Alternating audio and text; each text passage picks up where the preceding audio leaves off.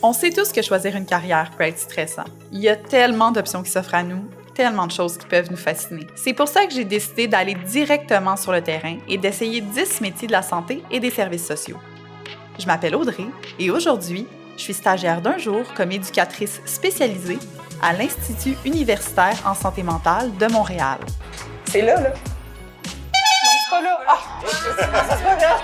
Salut Audrey! Ça va bien? Ça va bien toi? Ben oui. Ça fait quoi, un éducateur spécialisé? Ben écoute, ça éduque, ni plus ni moins. En fait, ça accompagne des usagers qui ont besoin d'une certaine réadaptation à atteindre un nouveau niveau d'équilibre. Je vois un tableau. C'est notre planification clinique. Dans le fond, à chaque jour, on a quand même une activité qui va être proposée aux usagers. Mardi, jeudi, on a plus le gym, les activités gym comme on va avoir aujourd'hui.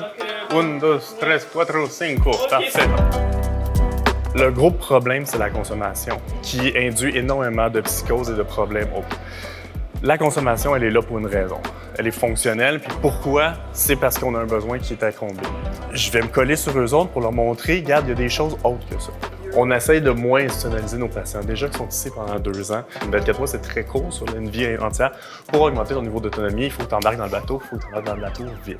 Est-ce que tu pourrais me faire visiter un peu l'endroit? Ils dorment où? Ils mangent où? Qu'est-ce qu'ils font, tes usagers? L'unité, en gros, c'est un long couloir avec des séjours qu'on appelle, en fait. C'est vraiment des petites cavités, comme ici, en fait, le séjour 2, où est-ce que il y a 4 chambres par séjour. Un ordinateur qui est à leur disposition, on a un piano, tout ça. Fait que, tu sais, c'est quand même pour essayer de créer un petit univers, justement, d'appartements, de petits regroupements. Bonjour, JC! Ça va? Comment tu te sens, là, quand tu arrives le matin au travail? C'est sûr que j'ai un travail qui est très... Je suis dans la relation d'aide, il faut que je sois disponible pour mon patient, justement. Donc, c'est sûr que je vais m'assurer... Je suis peut-être un peu toqué, il n'y a pas tout le monde qui fait ça, mais moi, j'arrive quand même une petite demi-heure avant. J'aime bien prendre mon café, avoir le temps juste de prendre un peu le pouls. Des fois, quand tu arrives à une demi-heure en avant, tu passes dans l'unité, puis tout ça, je m'en vais dans la salle de pause qui est un peu plus loin. Puis tu sens déjà que c'est fébrile, ben, je peux déjà me minder justement de comment je vais sortir, comment je vais venir accueillir. On est ici, le salon. Ça reste une unité de vie, ils dorment ici puis tout ça, puis comme je te disais, on n'est pas à l'hôtel, mais on a le droit à un moment donné de se reposer le soir aussi, fait que... Moi, j'ai vu un Dance Dance Revolution. Oh yeah!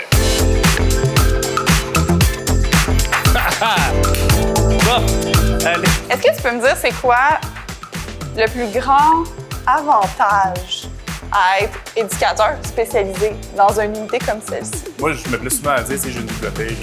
Une grosse partie de ma paye qui est une paye émotionnelle, justement.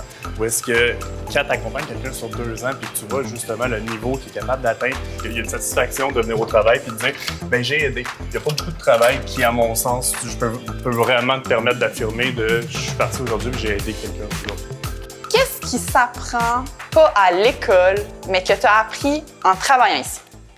L'humilité.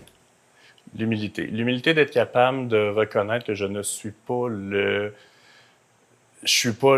spécialiste de leur situation. Voir quelqu'un souffrir, c'est difficile. Fait que si on est capable de dire, écoute, regarde, voilà la solution. Mais des fois, c'est beaucoup plus pertinent d'avoir l'humilité, de se retirer, de laisser la personne parfois tomber, mais on va être là pour mettre 2-3 coussins pour éviter que la chute fasse trop mal, mais ils permettent de trouver elle-même son chemin. Fait que, écoute, ça te dérange pas, il faudrait juste qu'on retourne dans la cuisine. Ça va déjà être l'heure du lunch, il faudrait accueillir les usagers puis leur donner leur cabaret, s'assurer qu'ils prennent les bons. Ouais, cool. En attendant, justement, j'ai un petit jeu à te proposer. T'es-tu down? Ben oui.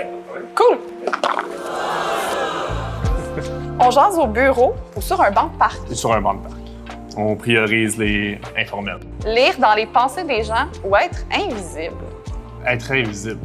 Oh ouais? Ouais. OK. J'aime bien les interactions sociales, j'aime comprendre l'humain, fait que être capable d'être là avec un petit café invisible puis analyser un peu les interactions. Esprit d'équipe ou esprit de famille? Je suis un homme de famille. Je protège mon équipe comme ma famille, je suis un homme de famille. Faire vite ou prendre ton temps? Faire vite, mais réfléchir.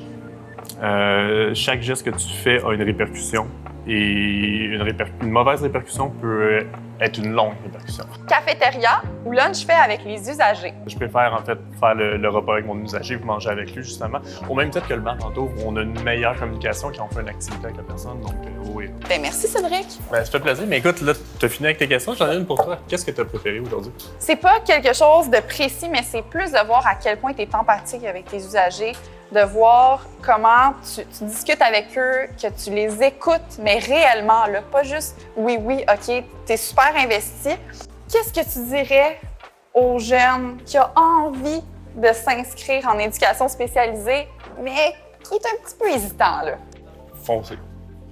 Vraiment, foncez. C'est un terrain de jeu absolument incroyable. Tu te crées ta propre job. Il y a une possibilité de le faire plus magistral, de venir dire « Écoute, on va travailler de la tolérance à la frustration ou à l'attente, ou je peux aller le faire à ronde. Je peux aller attendre 2 heures, puis là, finalement, la récompense elle est d'autant plus belle. » Donc, c'est un peu ça. Allez-y, mais soyez dignes.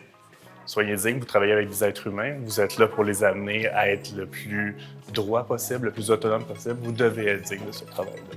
Mais c'est le plus beau travail au monde. Merci beaucoup à toi. Salut, bonne fin de journée. Bye bye!